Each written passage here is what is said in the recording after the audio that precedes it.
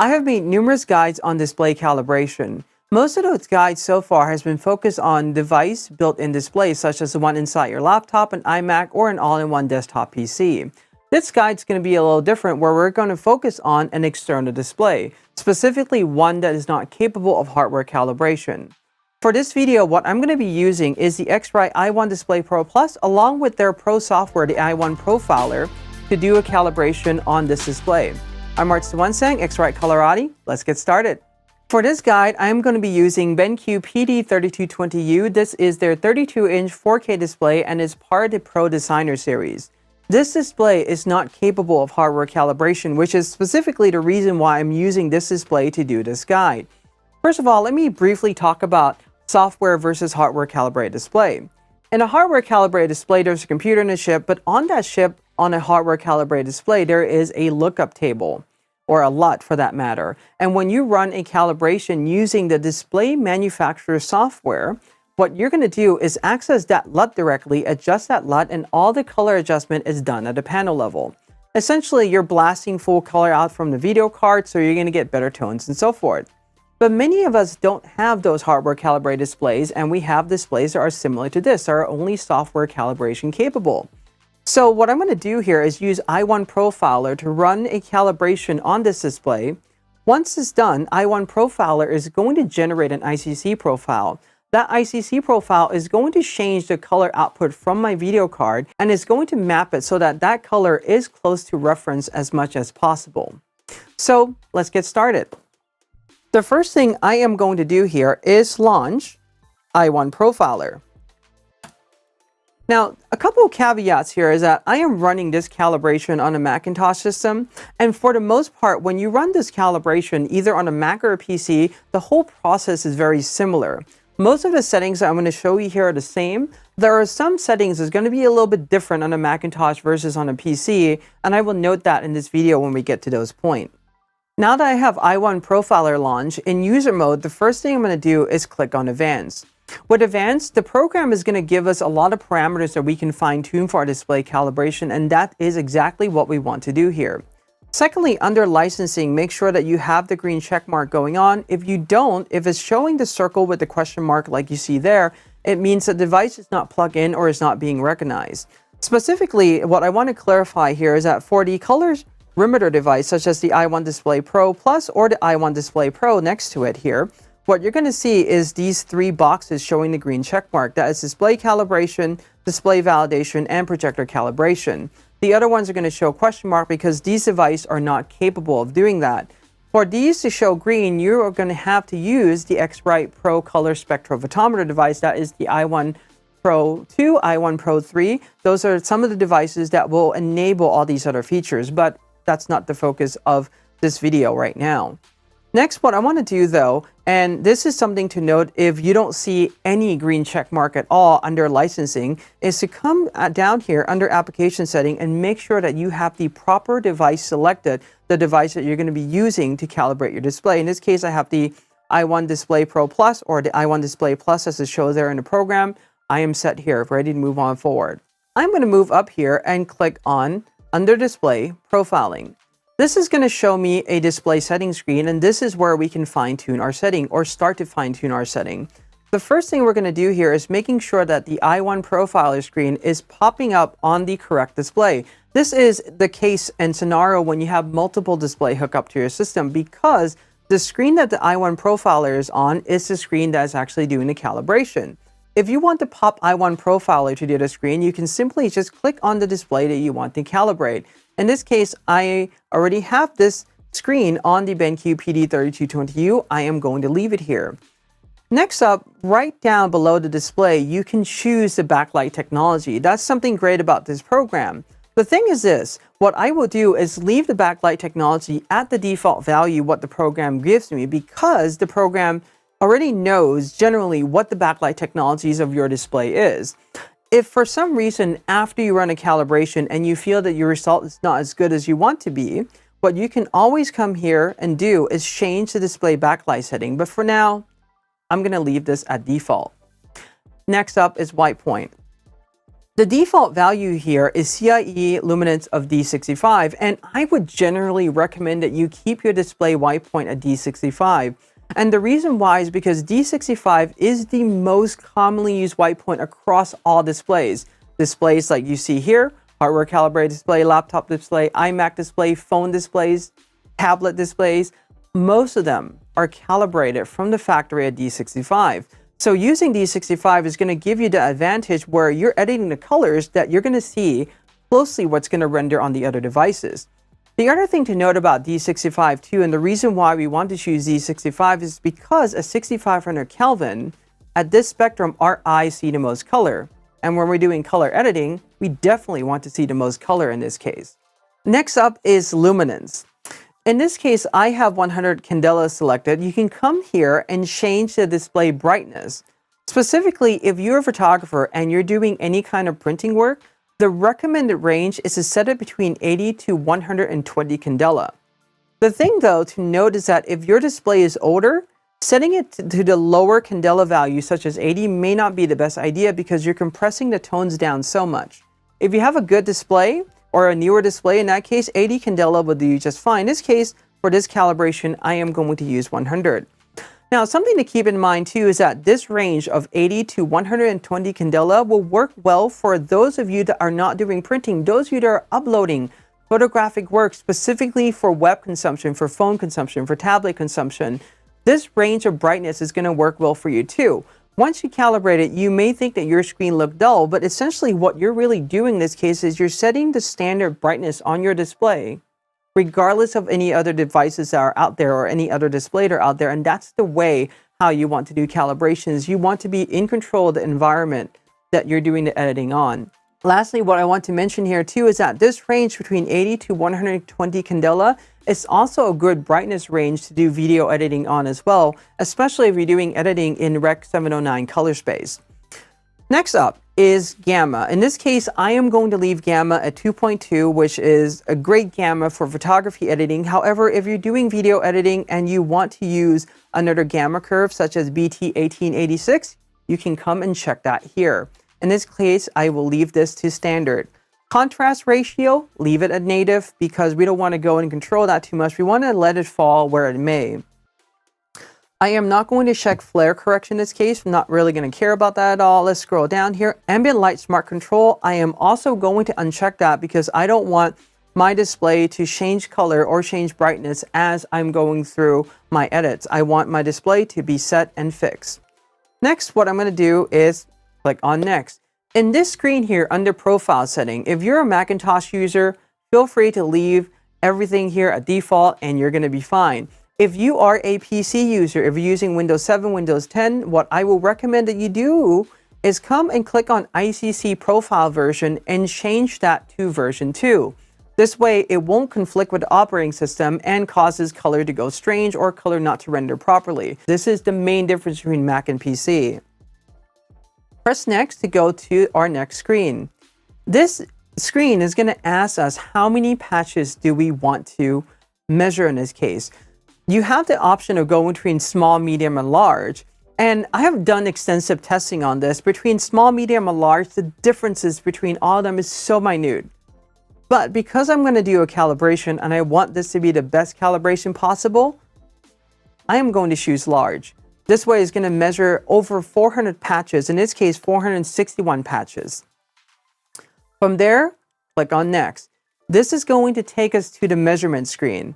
In this screen, we can click on start measurement right away, but before we do that, what I want to do here is go over a few more settings here. What I'm going to do is make sure that automatic display control is unchecked because what I want to do is go in and manually adjust my display brightness in this case. Secondly, I have checked adjust brightness, contrast, and RGB gain manually. So make sure that is checked so that you can go in and change the brightness appropriately. From here, if you scroll over, you can click on start measurement. Next, I'm at the screen where it's ready to start to do the measurement. Depending on the device that you have, what's showing on the screen may change, but in this case, because I'm using their colorimeter device, it's telling me to pick up the device, pull the cap out a little bit, swing this over so that the lens is exposed and it can do the measurement. Secondly, a screen will pop down there. What you see is that it's telling you to make sure that the device lay extremely flat on the screen so that there's no ambient light coming in to contaminate the calibration result.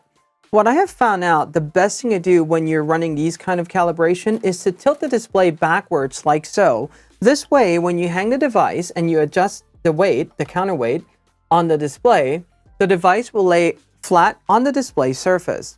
From here, click on OK. Now we are faced with the Profile My Display dialog.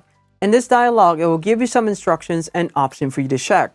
By default, it has contrast and brightness check, which is exactly what I want. In this case, I am going to leave RGB control unchecked the way how it has right here. If your display has a mode where you can go in and adjust RGB gain control manually, you may want to try to calibrate in that mode too and see how that color is going to look. Specifically for this display, this PD3220U, BenQ have calibrated 2 factory color modes for greater uniformity. That means that the panel has been calibrated so that the evenness between the brightness throughout the panel is going to be fantastic. Those 2 color modes are Display P3 and sRGB. So for this one, I am going to calibrate this display using the Display P3 color mode so that I can get the greatest uniformity out of my calibration. This is something that I can't do if I'm in the RGB gain custom mode. So that's just something to keep in mind. So this is something that you might want to check with your display manufacturer before you run the calibration. But for the most part, pick a mode and you can just go in and calibrate. Click on Next. The display will run through its preliminary calibration. What this is going to do is flash some colors, and then afterwards it's going to give us a brightness value.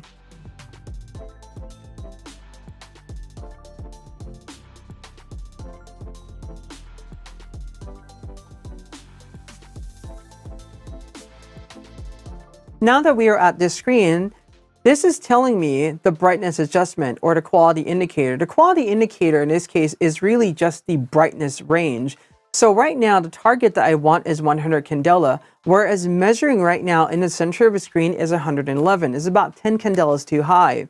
So what I'm going to do in this case is adjust the brightness on this display, and we're going to bring that value as close as possible to the 100 value. So with my display right now, what I'm finding out is that I'm hovering between 99 and 101. I can never get to 100, but that's okay.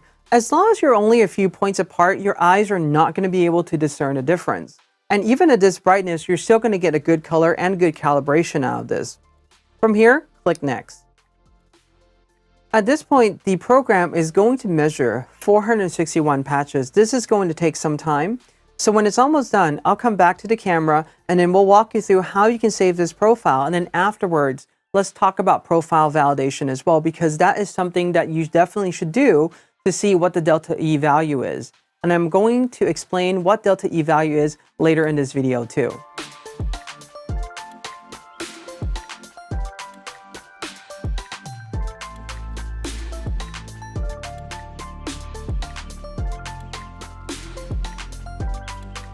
We are almost done with the calibration here. What you're seeing a moment ago is the calibration going by really quickly, and that's because I speed up the footage.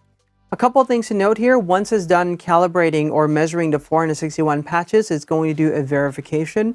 This is the part where it's called iterative profiling, where it's verifying some of the patches again to make sure that the colors that it's measuring are correct and also that it can produce a better profile that way.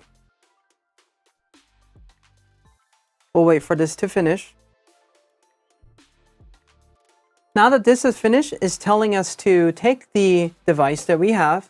In this case, because I have this one, I'm going to turn the cover, put it back on there, and from this screen, click Next. Because we're not doing any ambient light measurement here, it didn't go through any more further calibration, which is fine. From here, it's telling me that the measurement was successfully complete, and it's telling me to do something further. Acknowledge the dialog. Now what you want to do is click on the last color workflow or next, either one will do. In this window, you can come in and change the ICC profile name, or if you're in Windows, you will have an ICM profile. In this case, if you're running an experiment or a calibration test between the different color modes on your display, you may want to put in the color mode name in the file name so that you know which display or which profile belong to which respective color mode. The other thing that I would do too is make sure that you have a date in the profile name because you want to know when this profile was created, and those are always great information for you to have. Next up is profile distribution. I have user level check. What this really means for both Mac and PC is that if this is checked, it's going to put this ICC profile, or in the case of Windows, the ICM profile, at the root level. This means that any user who has a login to the computer will be able to use this ICC profile. So when they log in, they can choose this ICC profile as well. If you don't have that checked, it's only available to the current login user. Next up is profile reminder. Depending on what you like here in this case, you can set different intervals for reminder, 1, 2, 3, and 4 weeks. In this case, because I'm doing a demo, I'm going to leave it to none for now. Next, for ambient light monitoring, because I don't want anything to change, I am going to turn that off and leave that in off mode. From here, click on Save Profile. This is going to save this ICC profile for me. Once it's done saving, it says profile has been saved successfully. That's perfect. The next thing that you want to do is come towards the bottom here and click on Display QA. This is called Display Quality Assurance or Quality Check in this case. And the reason why you want to do that is to find the delta E value. So again, we're faced with this Display QA reference. Make sure that this i1 profiler is on the correct display. Next up, make sure that the backlight technology, in this case, if you left it at default, you don't have to worry about it. If you have changed it from the default value, make sure that you match it up to what you change it to. Next up, for patch set, I'm going to use standard. And in this case, I am going to use the industry standard test of the color checker passport, the X-Rite one. There's 24 colors it's going to measure, and it's going to go much faster. Next, click on measurement. And in this measurement screen, simply click Start Measurement at the top there. You're going to be faced with this screen again that tells you to set up your device. Again, pick up the device, rotate the cap, and hang it from the display. It's going to tell you to check to make sure that the device lay flush with the display. Acknowledge, press OK, and click on Next. What this is going to do right now is that it's going to measure the standard 24 color checker passport colors. And what's going to do is at the end, it's going to give you a delta E value, which is the value of the variation between the color that is measuring here versus what that color is supposed to be, or what we call the reference value. The lower the delta E value, the better your display. Generally, for a good color accurate display, you want the delta E value to be below 5. But if you want to have a really great and fantastic display for amazing color edit, you generally want that delta E value to be below 2. So now that this is done, take the device off the screen, cover it up. From here, click on Next. This is going to give you the report of this calibration. So the report is going to tell us a lot of things. It's going to tell us which color is off the most. For example, it's highlighting it there, which color is off, a little bit there. And the default here, the average delta E threshold right now is set to 50, which is extremely high. In this case, I'm going to set the average delta E to 2 and set the maximum delta E to 5. You can leave the delta E type at delta E 2000 because that's going to give us a good value readout.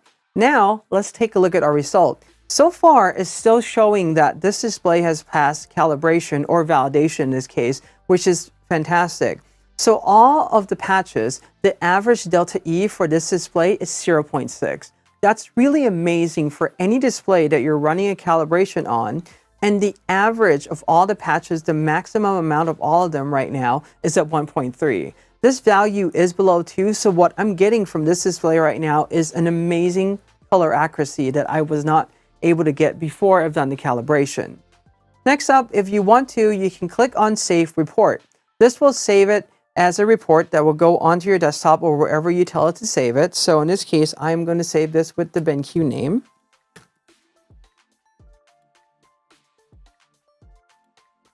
And it may be a good idea to save this because it's going to give you a report and it's going to tell you all these values in a tabulated data form. It's just going to be an HTML document, so you'll be opening it with your web browser. Last thing, what you can do here is you can click to add to trending. The nice part about adding things to trending is because i1 Profiler allows you to come in here and add different trending points. In fact, what you're seeing right now is already done a calibration test, and this trending is showing the line really straight. You want that in your display. You want it to trend either straight or downwards. And that's going to tell you that you're getting a really great calibration. If your displays start to trend upwards, it's starting to tell you that your colors is starting to go off. If it keeps going upward and it keeps going above too, that may be an indicator that your display is approaching the end of life. So that's just something to keep in mind. From here, you can click Home and close out i1 Profiler. You are done with your profiling. A couple of things that I want to make a mention here briefly is that when you run a display calibration, make sure that you turn on and leave your display on for about 15 to 20 minutes before you run a calibration. This is for amazingly new and great display like this and old display as well. What this does is give the display an opportunity to warm up before you run any color critical calibration on it so that the color is the most stable at that point. A few more things to note. What you're seeing on the screen right now is the display verification report that we have saved out as an HTML file. Is actually telling us very similar to what the X-Rite screen report was showing us about the calibration, the delta E value, how it was measured and so forth. But the nice thing about it too is that rather than just hovering over each one of those colors, this one is giving you a table, a tabulated result of the variation between all those colors as you see here. I have Mac OS X Color Sync Utility launch, and what's great about Color Sync Utility is that it gives us a visual of what our ICC profile looks like, and we can do a visual comparison of the color gamut that we were able to calibrate. And this is really fantastic. So what I want to do first is pull up Display P3 reference and show you what that color space looked like. This is the color wedge of Display P3. What I'm going to do here is hold that for comparison, and I am going to pull in the BenQ calibration that I've just done. So what is it telling me here? Well, the BenQ calibration in this case was able to produce more of the purple, magenta tones and so forth like you see there, but it's also showing less in the other areas. This is perfectly okay because this is showing a really good large color space. The other thing too that you want to keep in mind when you're looking at these color wedges is that you always want the edges and all the sides to be really smooth like you see here. If the edges start to look weird, like a crumbled paper, that means that your profile is not good or something is going on incorrectly with that profile. Next thing, what I like to do is hold this BenQ profile for comparison right now. And what I want to do is pull up Display P3. So you can see there that Display P3 is showing larger in most areas beside this outline wireframe that you see here. Next up, what I want to do is show you how this compares to Adobe RGB 1998. And we start to see the disparity right away.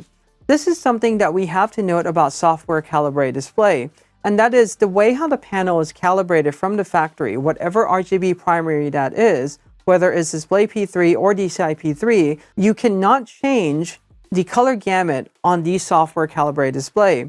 What X-Rite i1 Profiler program or any other software calibration program is doing in this case is that it's calibrating within the RGB primary of how the display was already calibrated from factory and bring that value close to it in reference value. There is no gamut translation whatsoever. That means that, for instance, this display was calibrated at DCI P3. There's no way to change this display so that the result or the color gamut here would match with Adobe RGB 1998. So I hope that you find this guide on how to calibrate external display using software calibration helpful. I'm Mark Suwanseng, X-Rite Colorati, and I'll see you in the next video.